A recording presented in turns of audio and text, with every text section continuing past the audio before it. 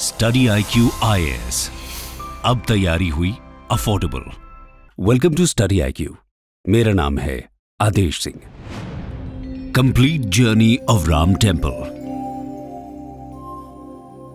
अयोध्या सरयू के किनारे बसा एक छोटा सा नगर जो हिंदुस्तान की धार्मिक परंपरा से लेकर सियासत के बीच घूमता रहा। जितना यह पुराना शहर है, जितनी पुरानी इस नगर से जुड़ी कहानियां हैं, उतनी ही चर्चित है राम के अयोध्या से जुड़े वो अध्याय जो भारतीयता के आधार बिंदु हैं। अवध नगरी अयोध्या मूल रूप से मंदिरों का शहर रहा है।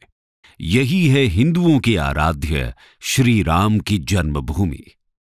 कहा जाता है कि अयोध्या नगरी को भगवान श्री राम के पूर्वज विवस्वान यानी सूर्य पुत्र वैवस्वन मनु द्वारा बसाया गया था।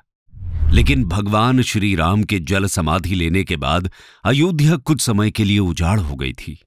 कहा जाता है कि राम जी के पुत्र कुश ने फिर से अयोध्या का पुनर्निर्माण कराया और इसके बाद सूर्यवंश की अगली 44 पीढ़ियों तक इसका अस्तित्व चरम पर रहा। इसके बाद महाभारत काल में हुए युद्ध के बाद भी अयोध्या फिर से उजाड़ हो गई। भव्य मंदिर तोड़ मस्जिद बनवाए गए, लेकिन प्रभु श्री राम की जन्मभूमि कभी नष्ट न हो सकी। दोस्तों, वैसे तो अयोध्या नगरी का इतिहास त्रेता युग से भी पुराना है और मैं मानता भी हूं कि अयोध्या स्थित भगवान श्री राम जन्मभूमि मंदिर का पूरा इतिहास शब्दों में समेटना किसी के लिए संभव नहीं है। और अगर इसके ऐतिहासिक और कानूनी महत्व को तो कुछ हद तक समेट भी ले, तो इसके असीमित धार्मिक और पौराणिक मान्यताओं और उनसे जुड़े तथ्यों को शब्दों में सहेजना असंभव है। फिर भी यहां पर हमने इस पवित्र मंदिर के बारे में उसके हर पहलू को कुछ गिनती के शब्दों में समेटने की कोशिश की है। आज की इस वीडियो में हम बात करेंगे श्री राम की जन्मभूमि के सफर के बारे में, उनके विवाद से लेकर विध्वंस, निर्माण और उद्घाटन तक के सफर के बारे में। तो चलिए शुरू करते हैं। History of Ram temple. Ayodhya में राम मंदिर के पीछे का इतिहास भारत के धार्मिक और सांस्कृतिक ताने बाने में गहराई से लिपटा है। हिंदू पौराणिक कथाओं के अनुसार अयोध्या को महाकाव्य रामायण में भगवान राम का जन्मस्थान माना जाता है। भगवान श्री राम प्रजा सहित बैकुंठ धाम चले जाने के बाद कई सालों तक ये भूमि यूं ही पड़ी रही। बाद में कौशांबी के महाराज कुश ने अयोध्या को फिर से बसाया। इसका वर्णन कालिदास के ग्रंथ रघुवंश में मिलता है। लोमश रामायण के अनुसार उन्होंने ही सबसे पहले अपने परमपिता की पूज्य जन्मभूमि पर पत्थरों के खंभों वाले मंदिर का निर्माण करवाया। वहीं जैन परंपराओं के मुताबिक अयोध्या को ऋषभदेव ने फिर से बसाया था। भविष्य पुराण के अनुसार उज्जैन के महाराज विक्रमादित्य ने ईसा पूर्व में एक बार फिर से दूसरी बार उजड़ चुकी अयोध्या का निर्माण करवाया। धार्मिक ग्रंथों के अनुसार वे भगवान विष्णु के परम भक्त थे और उन्होंने अयोध्या में सरयू नदी के लक्ष्मण घाट को आधार बनाकर 360 मंदिरों का निर्माण करवाया था। साथ ही उन्होंने श्री राम जन्मभूमि पर एक भव्य मंदिर का निर्माण भी करवाया था। विक्रमादित्य के बाद के राजाओं ने भी समय समय पर अयोध्या राम मंदिर की देखरेख की। उन्हीं राजाओं में से एक शुंग वंश के प्रथम शासक पुष्यमित्र शुंग ने भी अपने समय पर अयोध्या राम मंदिर का रेनोवेशन करवाया था। पुष्यमित्र का एक इंस्क्रिप्शन भी अयोध्या से प्राप्त हुआ है, जिसमें उनके द्वारा अयोध्या में 2 अश्वमेध यज्ञ किए जाने का वर्णन भी मिलता है। अयोध्या राम मंदिर इतिहास जानने के लिए हुई खुदाई में ऐसे अनेकों रिकॉर्ड मिले हैं, जिनसे यह पता चलता है कि गुप्त वंशीय सम्राट चंद्रगुप्त द्वितीय के समय और उसके काफी समय बाद तक अयोध्या ही गुप्त साम्राज्य की राजधानी थी। गुप्तकालीन समय के महाकवि कालिदास ने भी अयोध्या राम मंदिर और उसके पौराणिक इतिहास का अपने महाकाव्य रघुवंश में कई बार जिक्र किया है। इसी तरह आधुनिक इतिहासकारों के अनुसार 600 ईसा पूर्व तक अयोध्या एक महत्वपूर्ण व्यापार का केंद्र था। इस स्थान को एक अंतर्राष्ट्रीय पहचान 5वीं शताब्दी में ईसा पूर्व के दौरान तब मिली जब ये एक प्रमुख बौद्ध केंद्र के रूप में विकसित हो गया था। तब इसका नाम साकेत था, जो अयोध्या राम जन्मभूमि का एक पौराणिक नाम भी है। चीनी भिक्षु फाहियान ने भी यहां अयोध्या राम मंदिर के साथ कई बौद्ध मठों के होने का वर्णन किया है। यहां पर 7वीं शताब्दी में चीनी यात्री हायोनसांग भी आया था। उसके अनुसार यहां पर 20 बौद्ध मंदिर उपस्थित थे, जहां 3000 भिक्षु रहते थे, और यहां पर हिंदुओं का एक प्रमुख और अति भव्य अयोध्या राम मंदिर भी था, जहां पर रोज हजारों की संख्या में लोग दर्शन करने के लिए आते थे। इसके बाद प्राप्त साक्ष्यों के अनुसार ईसा की 11वीं शताब्दी में कन्नौज के राजा जयचंद का शासन आया, तो उसने अयोध्या राम मंदिर पर से सम्राट विक्रमादित्य के प्रशस्ति शिलालेखों को उखाड़कर उन पर अपना नाम लिखवा दिया था। पानीपत के युद्ध के बाद जयचंद का भी अंत हो गया। इसके बाद भारतवर्ष पर फॉरेन इन्वेडर्स का अटैक बढ़ गया। इन इन्वेडर्स ने काशी, मथुरा के साथ ही अयोध्या राम मंदिर में भी लूटपाट की और पुजारियों की हत्या कर मूर्तियों को तोड़ने का क्रम जारी रखा। लेकिन ऐसे कई आक्रमणों को झेलने के बाद भी अयोध्या राम मंदिर अपनी भव्यता के साथ 14वीं शताब्दी तक किसी प्रकार बचा रहा। इतिहासकारों द्वारा यह भी कहा जाता है कि सिकंदर लोदी के शासनकाल तक अयोध्या राम मंदिर मौजूद था, लेकिन 14वीं शताब्दी में हिंदुस्तान पर मुगलों का अधिकार हो गया और उसके बाद ही अयोध्या राम मंदिर का इतिहास बदलने लगा। मुगलों द्वारा अयोध्या नगरी को नष्ट करने के लिए कई अभियान चलाए गए और आखिरकार 1528-29 में इस भव्य अयोध्या राम मंदिर को तोड़ दिया गया और उसकी जगह मुगल बादशाह बाबर के सिपहसालार मीर बाकी ने विवादित जगह पर एक मस्जिद नुमा ढांचे का निर्माण कराया। बाबरनामा के अनुसार 1528 में अपने अयोध्या पड़ाव के दौरान बाबर ने राम जन्मभूमि के स्थान पर मस्जिद निर्माण का आदेश दिया था। दोस्तों, अयोध्या राम मंदिर के स्थान पर बनाई गई मस्जिद में खुदे 2 संदेशों से इसका साफ संकेत भी मिलता है।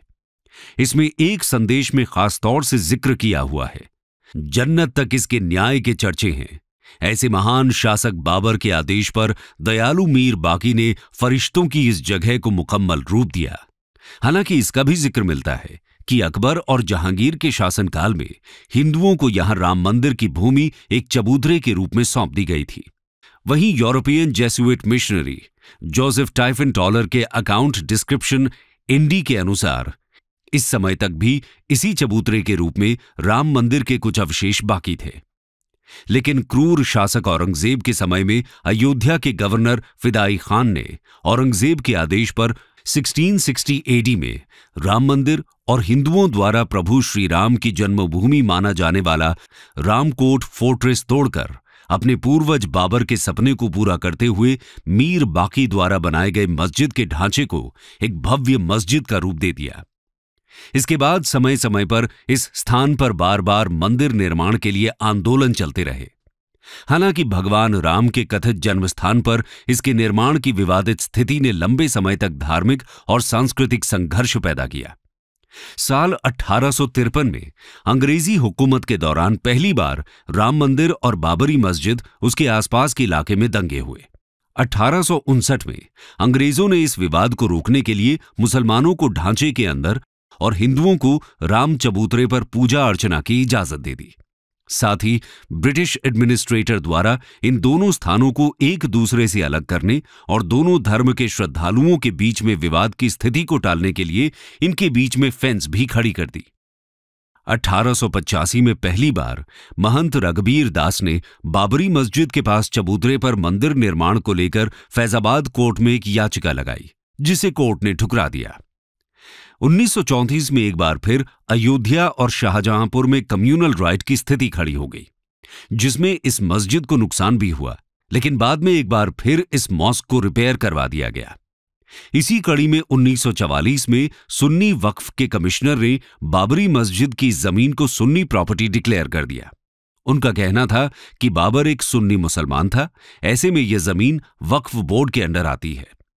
साल 1947 में भारत आजाद हो गया और इसके कुछ समय बाद 23 दिसंबर 1949 को राम जन्मभूमि मंदिर के इतिहास में एक बार फिर जबरदस्त मोड़ आ गया। उस दिन रामलला की प्रतिमा मस्जिद के अंदर अचानक से विराजमान पाई गई। ये विवाद इतना बढ़ा कि आखिरकार तत्कालीन सरकार को उस ढांचे को विवादित मानकर उस पर ताला लगवा देना पड़ा।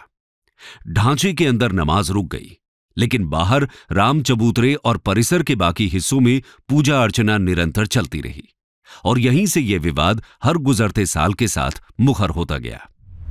साल 1950 से तत्कालीन विवादित परिसर को लेकर कानूनी जंग शुरू हुई। गोपाल विशारद और रामचंद्र दास ने ढांचे के अंदर रामलला की पूजा की इजाजत और उनकी प्रतिमा वहीं रहने देने की अनुमति के लिए फिरोजाबाद सिविल कोर्ट में 2 अर्जियां दाखिल की।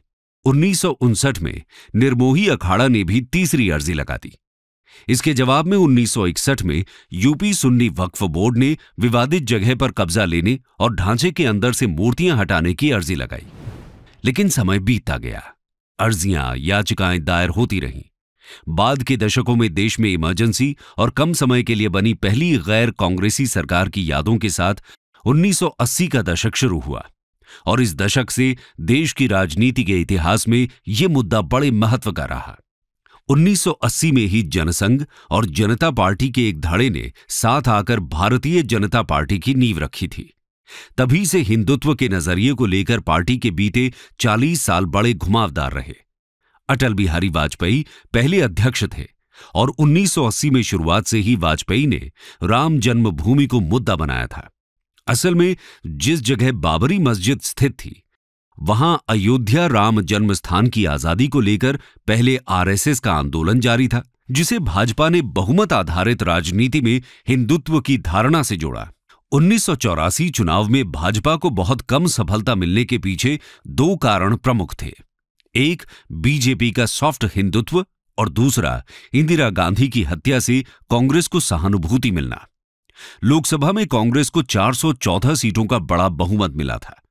20वीं सदी के अंत में तनाव बढ़ गया क्योंकि 25 साल बाद ही 1986 में यूसी पांडे की याचिका पर फैजाबाद के जिला जज केएम पांडे ने 1 फरवरी 1986 के ऐतिहासिक फैसले में विवादित ढांचे से ताला हटाने का आदेश दिया और हिंदुओं को पूजा करने की अनुमति भी दे दी।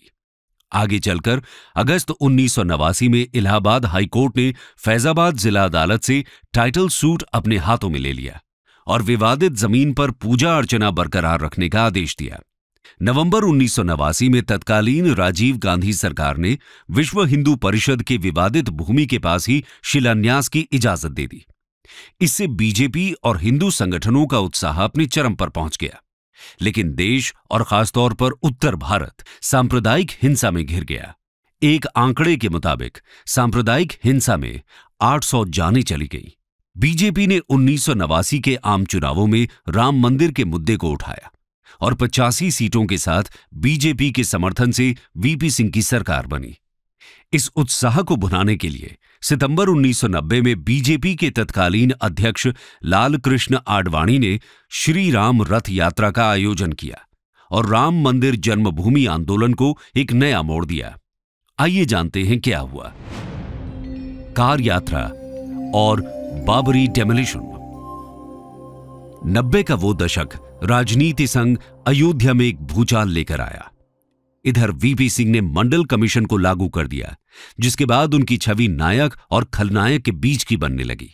इससे सरकार को समर्थन दे रही बीजेपी के माथे पर भी चिंता की लकीरें दिखने लगी और बीजेपी के थिंक टैंक ने मंडल कमीशन के जवाब में कमंडल की राजनीति का दांव चल दिया।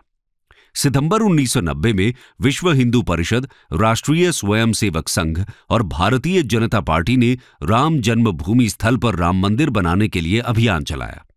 स्थिति ने तब गंभीर मोड़ ले लिया जब बीजेपी नेता लाल कृष्ण आडवाणी ने सोमनाथ से अयोध्या तक रथ यात्रा निकाली। एक बड़ी भीड़ उनके पीछे होली और देखते ही देखते एक बड़ा समूह विवादित स्थल की ओर बढ़ रहा था। बीजेपी की समर्थन से चल रही केंद्र की वीपी सिंह की सरकार आडवाणी की इस यात्रा को किसी भी सूरत में रोकना चाहती थी। दूसरी तरफ बीजेपी ने यह तय कर लिया था कि रथ यात्रा रोकने की सूरत में सरकार से समर्थन वापस ले लिया जाएगा। वीपी सिंह को भी इसका एहसास बहुत अच्छे से था, लेकिन इतिहास ने अपनी भूमिका तय कर रखी थी। 14 अक्टूबर 1990 देश की राजधानी एक नई तरह की राजनीति का रूप देख रही थी, जिसका रंग भगवा था। हाथों में लहराते भगवा रंग के झंडे, माथे पर केसरिया पट्टी और होठों पर राम के नारे। दिल्ली के दिल कनॉट प्लेस से जब आडवाणी का रथ निकला तो लग रहा था दिल्ली दिल्ली न होकर किसी पौराणिक कथा का नगर हो। राम रथ यात्रा का दिल्ली में जो मंजर था, उसके बाद संघ परिवार ने पहली बार यह महसूस किया कि अयोध्या ही वो मुद्दा है जो मुद्दों के आधार पर बिखरे संघ परिवार को एकजुट कर सकता है। इसी बीच 18 अक्टूबर को लाल कृष्ण आडवाणी ट्रेन के रास्ते बिहार पहुंच गए। दिल्ली और बिहार के बीच देर रात राजनीति की हॉटलाइन पर कुछ और ही पटकथा लिखी जा रही थी। राजनीति के समीकरण को वीपी सिंह समझ रहे थे। वो नहीं चाहते थे रथ को रोकने का क्रेडिट तत्कालीन यूपी के मुख्यमंत्री मुलायम सिंह यादव को मिले। वीपी सिंह यूपी की राजनीति का सिरा अपने हाथ में रखना चाहते थे, लेकिन मुख्यमंत्री मुलायम सिंह यादव ने जुलूस को विफल करने का फैसला ले लिया और राज्य में पूर्ण तालाबंदी की घोषणा की।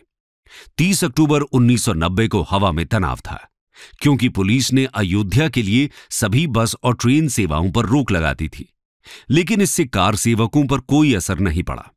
वे वहां पैदल पहुंचे और कुछ ने तैरकर सरयू नदी पार की। विवादित ढांचे की घेराबंदी कर दी गई और लिबरहान आयोग की रिपोर्ट के अनुसार उत्तर प्रदेश प्रांतीय सशस्त्र कांस्टेबलरी के 28,000 कर्मियों को अयोध्या में तैनात किया गया था। सुबह करीब 10 बजे थे जब वामदेव, महंत नृत्य गोपाल दास और विहिब के अशोक सिंघल के नेतृत्व में कार सेवकों का एक बड़ा समूह घटनास्थल की ओर बढ़ा।